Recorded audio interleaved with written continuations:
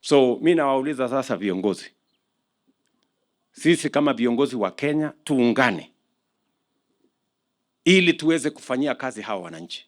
Tupange ajira ya vijana wetu hawa. Wewe Julius, unajua katika budget ya CDF tumebadilisha sheria, mimi nimesha sign hiyo sheria ambayo sasa itakuwezesha kujenga ICT hub katika every ward hapa Kilgoris.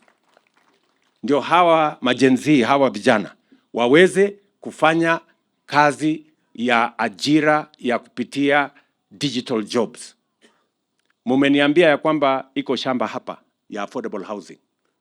Kabisa mimi niko tayari. Hata tulikuwa tumeadvertise lakini contractor tulipata ni mzembe kidogo, tukamwambia hapana. Ilikuwa ni mtu ya Kiswahili mingi na Kiingereza na hakuna kazi.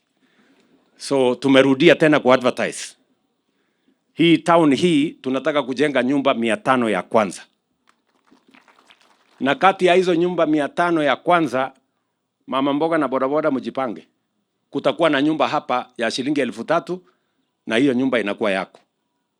Nalipa 3,000 baada ya 15-20 years inakuwa yako. Tuko na nyumba tena ya shilingi 5,000. Tuko na nyumba ingine ya 7,000. Tuko na ingine ya 10,000. Tuko na ingine ya 15,000. Kufuatana na hiyo. Sasa muanze kujipanga hapa.